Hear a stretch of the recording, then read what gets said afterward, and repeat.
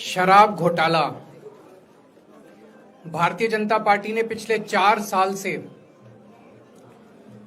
इस शब्द का भारतीय राजनीति में खूब इस्तेमाल किया। आज उसमें जो आदेश आया उस पर अभी चर्चा करेंगे। न्यायालय ने, हमारे जस्टिस सिस्टम ने इसमें एक बहुत ऐतिहासिक फैसला दिया है। इसके लिए मैं जुडिशरी का बहुत बहुत धन्यवाद करना चाहता हूं, जज साहब का बहुत बहुत धन्यवाद करना चाहता हूं।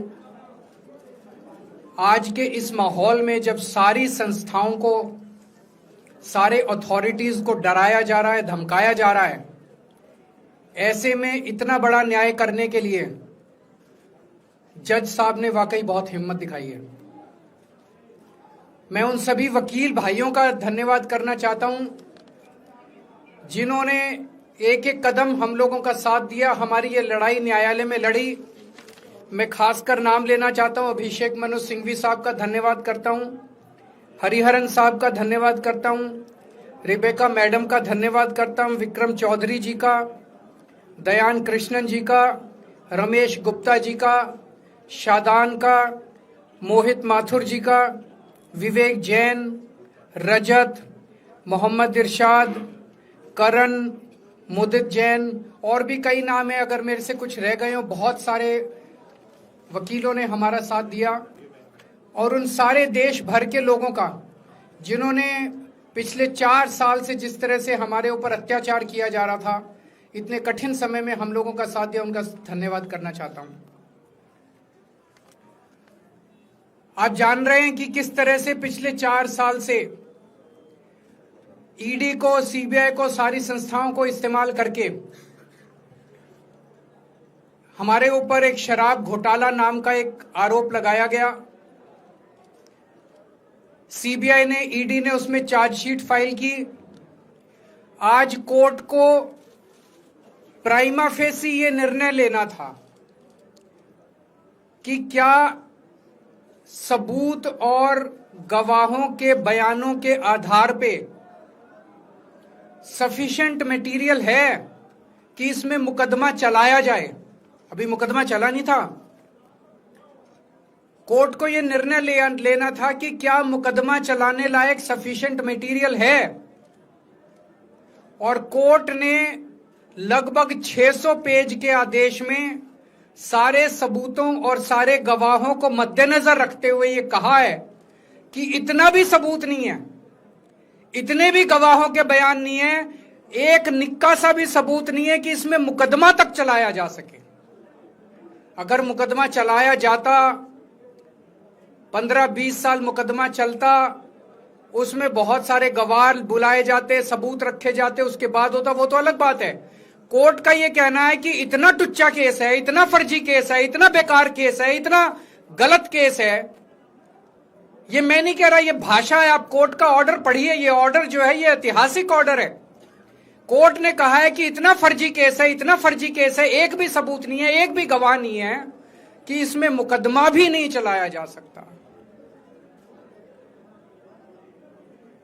ये पूरा षड्यंत्र किसने रचा, क्यों रचा? ये पूरा षड्यंत्र 2 लोगों ने मिलकर रचा, नरेंद्र मोदी जी और अमित शाह जी। और आज उन दोनों को पूरे देश से माफी मांगनी चाहिए। उन दोनों ने मिलकर षड्यंत्र रचा कि आम आदमी पार्टी को खत्म किया जाए, आम आदमी पार्टी को बर्बाद किया जाए, और उस षड्यंत्र के तहत आजाद भारत का सबसे बड़ा और सबसे घिनौना षड्यंत्र रचा उन लोगों ने। वो देख रहे थे कि दिल्ली में वो हमें नहीं हरा सकते। वो देख रहे थे कि दिल्ली की जनता हमारे कामों से बहुत खुश है। वो देख रहे थे दिल्ली में कामों की राजनीति के आधार पे वो कहीं खड़े नहीं होते। तो उन्होंने एक षड्यंत्र रचा।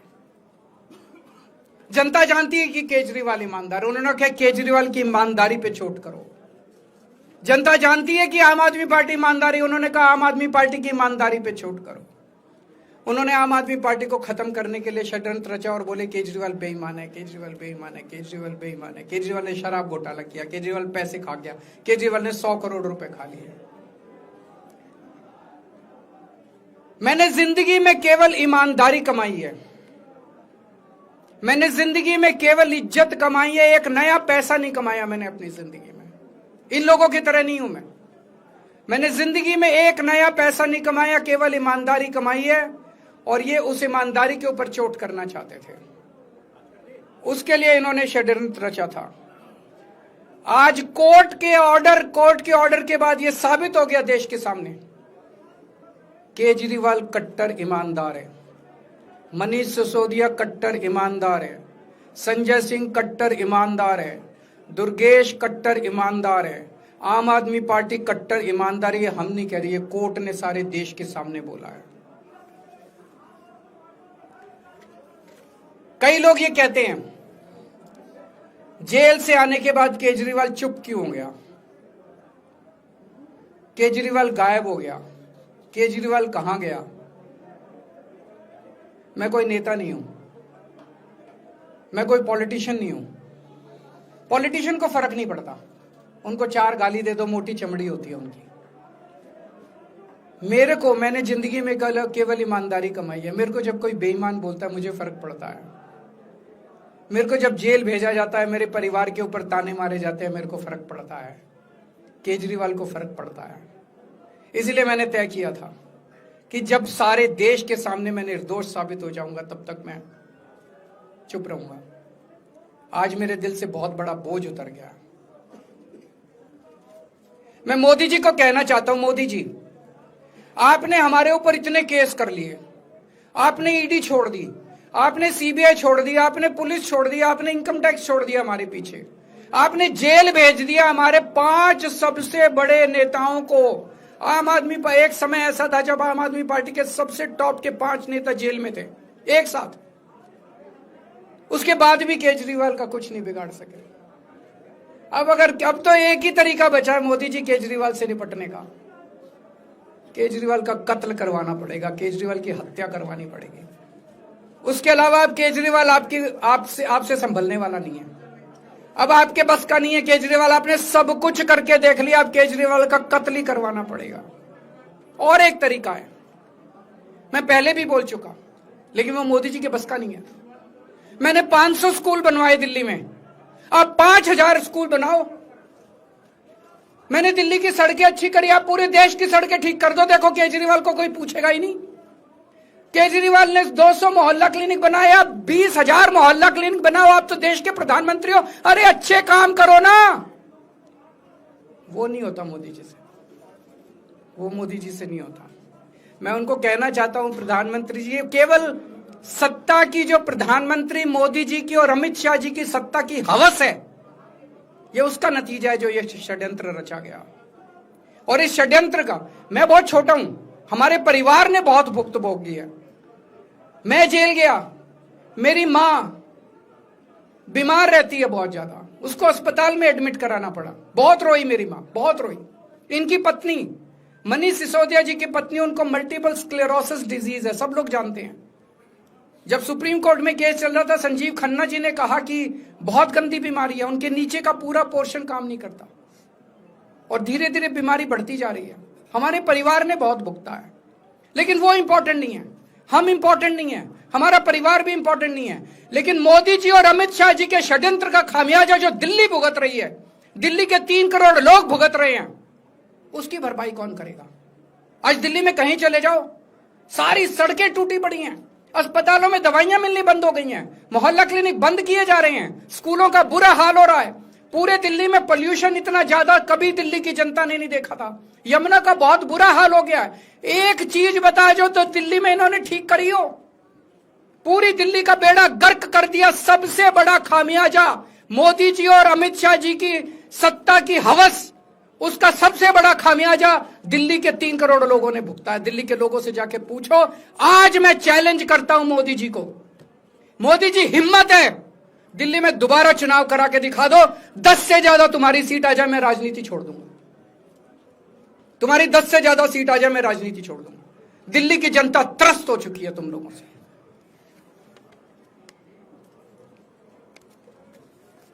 मैं मोदी जी को कहना चाहता हूं, अगर आपने सत्ता हासिल करनी है, कुछ पॉजिटिव काम करके सत्ता हासिल करो। आज देश के सामने इतनी बड़ी बड़ी समस्याएं हैं। आज देश का युवा दुखी है, देश का व्यापारी दुखी है, देश का उद्योगपति दुखी है। आज अमेरिका हमें आंखें दिखा रहा है। मोदी जी की हिम्मत नहीं है जो ट्रंप के खिलाफ एक शब्द बोल दें। ट्रंप के खिलाफ रोज ट्रंप गालियां देता है मोदी जी को, रोज ट्रंप गालियां देता है भारत को, रोज ट्रंप गालियां देता है हमारे देश को। मोदी जी के हमारा प्रधानमंत्री भीगी बिल्ली बना हुआ है। अरे देश संभालिए ना, आपको हमने देश चलाने को दिया था और आप केजरीवाल में उलझ गए, आप आम आदमी पार्टी में उलझ गए। पॉजिटिव काम करके सत्ता हासिल कीजिए, ये नेगेटिव काम करना बंद कीजिए। अगर आपके कोई एक दो प्रश्न है तो क्या आपको उम्मीद है कि अब ईडी के मामले को भी ईडी मामला खत्म हो गया। सीबीआई के मामले के बेस पे ईडी था, वो अब फॉर्मेलिटी बची है। हम अगले हफ्ते एप्लीकेशन डालेंगे, ईडी का मामला खत्म हो जाएगा। कांग्रेस कह रही है कि ये बीजेपी ने जो है कांग्रेस को नुकसान पहुंचाने के लिए आपको जो है राहत दिलवा दी है। मैं आपसे पूछना चाहता हूं, केजरीवाल जेल गया, रॉबर्ट वाड्रा जेल गया, संजय सिंह जेल गया, क्या राहुल गांधी जेल गया, मनीष सिसोदिया जेल गया, सोनिया गांधी जी जेल गई? किस मुंह से बात करते हैं? शर्म नहीं आती कांग्रेसियों को? सीबीआई इस केस को ऊपर कोर्ट में ले जाए, वो तो ले जाए, उनका हक है। सुप्रीम कोर्ट भी जाएंगे, हाई कोर्ट भी जाएंगे। जैसे निचली कोर्ट में न्याय हुआ, ऐसे ऊपरी कोर्ट में भी न्याय हुआ। जब कोई सबूत है ही नहीं, जब कोई गवाह है ही नहीं, तो ऊपर के कोर्ट में भी कहां से लाएंगे सबूत, कहां से लाएंगे गवाह? आज कोई छोटा मोटा उन्होंने डिस्चार्ज कर दिया है हमें, उन्होंने कहा कोई आरोप ही नहीं बनता। इसके अलावा जो इन्वेस्टिगेटिंग ऑफिसर सीबीआई के ऊपर उन्होंने, कोर्ट ने टिप्पणी की है कि सीबीआई अपने दोषी अधिकारियों के खिलाफ डिसिप्लिनरी एक्शन, कभी ऐसा ऑर्डर देखा है?